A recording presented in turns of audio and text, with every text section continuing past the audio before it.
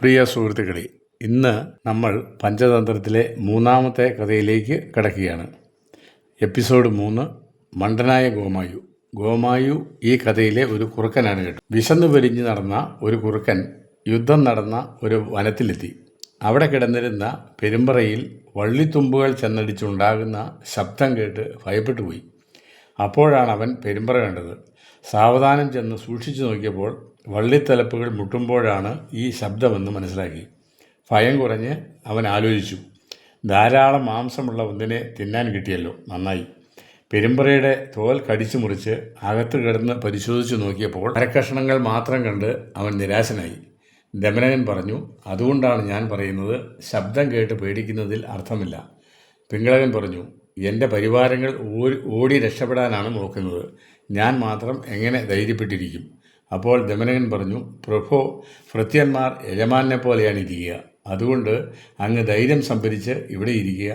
ഞാൻ പോയി ഈ ശബ്ദത്തെക്കുറിച്ച് അറിഞ്ഞ് വന്ന ശേഷം വേണ്ടത് ചെയ്യാം. ഇങ്ങനെ പറഞ്ഞ് പിങ്കളകനെ സമാധാനിപ്പിച്ച ശേഷം ദമനകൻ ശബ്ദം കേൾക്കുന്ന സ്ഥലത്തേക്ക് പുറപ്പെട്ടു.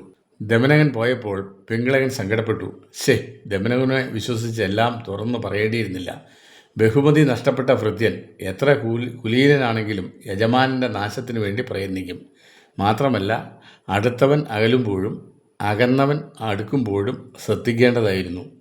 ഒരുപക്ഷെ ആ ജന്തുവിനെ ഇങ്ങോട്ട് കൂട്ടിക്കൊണ്ടുവന്ന് എന്നെ കൊല്ലാനായിരിക്കുമോ അവൻ്റെ ഭാവം. എത്ര ബലവാനായാലും ഒരുവനെ വിശ്വസിച്ചാൽ ചതിക്കാൻ എളുപ്പമാണ് എന്നിങ്ങനെ വിചാരിച്ച് അവൻ മറ്റൊരിടത്ത് തനിച്ചു പോയിരുന്നു. ദമനകൻ്റെ പ്രവൃത്തികളെ ശ്രദ്ധിച്ചു. ദമനകനാകട്ടെ സജീവൻ്റെ അടുത്ത് ചെന്ന് ഇത് വെറുമൊരു കാളയാണെന്ന് മനസ്സിലാക്കി. സൂത്രക്കാരനും ദുഷ്ടബുദ്ധിയുമായി അവൻ വിചാരിച്ചു, ഭാഗ്യം തന്നെ, ഇവനുമായി യുദ്ധമോ ഒത്തുതീർപ്പോ ഏതാണ് വേണ്ടത് എന്ന പ്രശ്നം മുമ്പിലിട്ട് കൊടുത്ത് ഞാൻ പിങ്കളകനെ എൻ്റെ കീഴിലാകും. രോഗമില്ലാത്തവൻ വൈദ്യനെ അന്വേഷിക്കാത്തതുപോലെ ആപത്തില്ലാത്ത രാജാവ് മന്ത്രിയെ അന്വേഷിക്കുകയില്ല.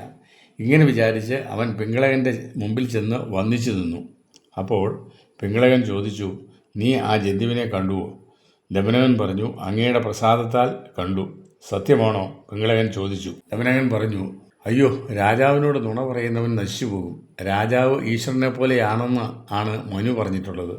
ഈശ്വരനെ ചതിക്കാമോ?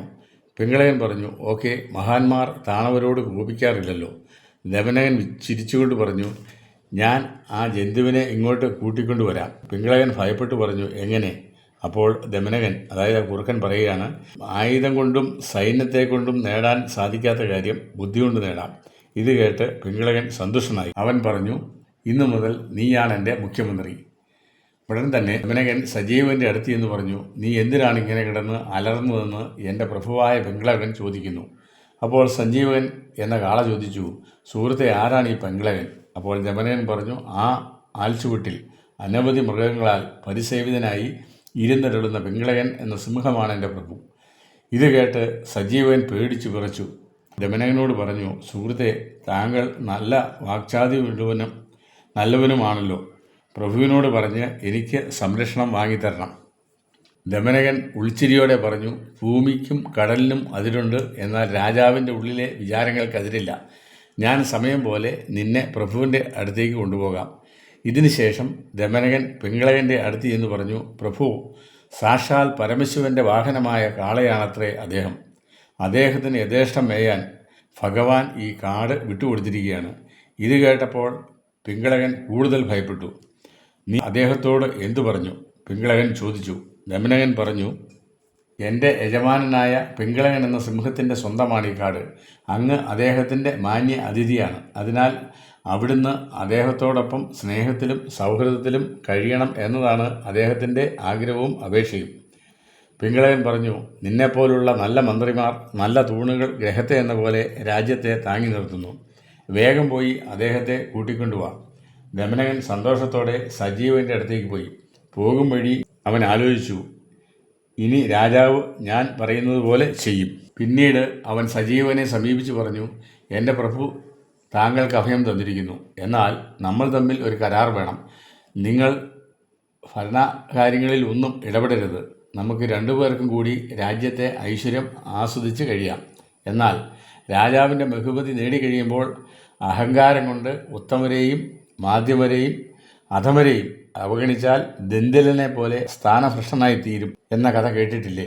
അപ്പോൾ സജീവൻ ചോദിച്ചു, ആരാണ് ഈ ദന്തിലൻ? സജീവന്റെ ആവശ്യപ്രകാരം ദമനകൻ ആ കഥ പറഞ്ഞു. അതാണ് 4ാമത്തെ കഥ. ഈ കഥ നമ്മൾ നാളെ ഡിസ്കസ് ചെയ്യുന്നതായിരിക്കും. Okay, thank you all of U.